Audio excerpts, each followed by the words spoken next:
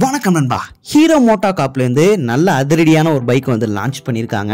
இந்த வண்டியோட பேர் தான் கிளாமர் X125 அப்படின்னு சொல்லலாம். ஹீரோ இந்த வண்டியை எப்படி கிளைம் பண்ணுறாங்க அப்படின்னு கேட்டிங்கன்னா, இதுதான் வந்து இந்த 125cc ஒரு ஃபியூச்சரிஸ்டிக்கான பைக் அப்படிங்கிற மாதிரி சொல்லியிருக்காங்க.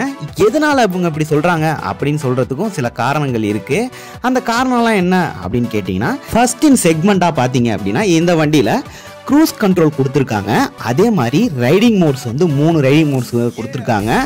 பேனிக் பிரேக்கிங் அலர்ட் கொடுத்துருக்காங்க. ரைட் பை ஒயர் கொடுத்துருக்காங்க. இந்த மாதிரி பல விஷயங்களை இன்க்ளூட் பண்ணதுனால தான் இவங்க இந்த வண்டியை ஃபியூச்சரிஸ்டிக் பைக் அப்படின்னு சொல்லிட்டு சொல்றாங்க. இதுல ட்ரம் அண்ட் டிஸ்க் அப்படின்னு சொல்லிட்டு 2 வேரியன்ட் வந்து அவைலபிளா இருக்கு. இந்த ட்ரம் வேரியன்ட் பைக் பாத்தீங்க அப்படின்னா 90,000க்கும் இந்த டிஸ்க் பிரேக் வேரியன்ட் வந்து பார்த்தீங்க அப்படின்னா 1,00,000 ரூபாய்க்கு வந்து கோட் பண்ணியிருக்காங்க. ரெண்டுத்துலையுமே ₹1 கம்மி. நான் ரவுண்ட் ஆஃப் பண்ணி சொல்லியிருக்கேன். இதில் கொடுத்துருக்க இன்ஜினை பொறுத்த வரைக்கும் 124.7cc சிங்கிள் சிலிண்டர் ஏர் கூல்டு இன்ஜின் வந்து கொடுத்துருக்காங்க. இது அதிகபட்சமாக 11.4 பிரேக் ஹார்ஸ் பவர் வந்து 8250 RPM வந்து ப்ரொடியூஸ் பண்ணுது.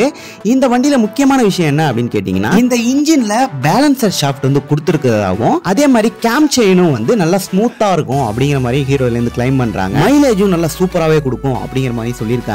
இந்த வண்டியோட சீட் ஹைட் பாத்தீங்க அப்படின்னா 790 mm இருக்கு. இதோட கிரவுண்ட் கிளியரன்ஸ் வந்து ஆஸ் யூசுவல் 170 mm இருக்கு. இதோட ரைடிங் போஸ்டர் கூட நல்ல கம்ஃபர்டபுளா இருக்கும் அப்படின்னு சொல்லிட்டு சொல்றாங்க. அடுத்ததா ஃபுல் டிஜிட்டல் இன்ஸ்ட்ருமெண்டல் கிளஸ்டர் வந்து கொடுத்துருக்காங்க இந்த வண்டியை பொறுத்த வரைக்கும். இதுல 10x10 navigation, call alert, SMS alert, gear position indicator, fuel efficiency, range to empty, brightness வந்து அட்ஜஸ்ட் பண்ணிக்க முடியும். அதே மாதிரி ஆம்பியன்ஸ் கண்ட்ரோல் வந்து கொடுத்துருக்காங்க. ப்ளூடூத் கனெக்டிவிட்டி உங்களால பண்ணிக்க முடியும். ஃபுல்லா பாத்தீங்க அப்படின்னா LED செட்டப் தான் கொடுத்துருக்காங்க. Indicators, front light, rear light எல்லாமே பாத்தீங்க அப்படின்னா டைப் சிக்கான சார்ஜிங் போட்டு வந்து கொடுத்துருக்காங்க. எனக்கு இந்த வண்டியை பார்க்கும்போது ஒரு விஷயம் நல்லா புரியுது. இவங்க ஒரு 2-3 வண்டியை வந்து இன்ஸ்பயர் பண்ணியிருக்காங்க. ஃபர்ஸ்ட் வந்து பார்த்தீங்க அப்படின்னா ஹோண்டாவோட SP125 இருக்கு இல்லையா, அந்த வண்டியை ஒரு சாயலில் பார்க்குற மாதிரியே இருக்குது. இந்த வண்டியோட டிசைன் அண்ட் கிராஃபிக்ஸ்லாம் பார்த்தீங்கன்னா, கிளஸ்டரை பொறுத்த வரைக்கும் இந்த கிளஸ்டர் வந்து நம்ம டிவிஎஸ் ரைடரில் பார்த்துருப்போம். அதுக்கப்புறம் நிறைய வண்டியில் கொண்டு வந்தாங்க. ஆனாலும் இது டிவிஎஸோட சிக்னேச்சர் ஒரு கிளஸ்டர் அப்படின்னு நான் சொல்லுவேன்.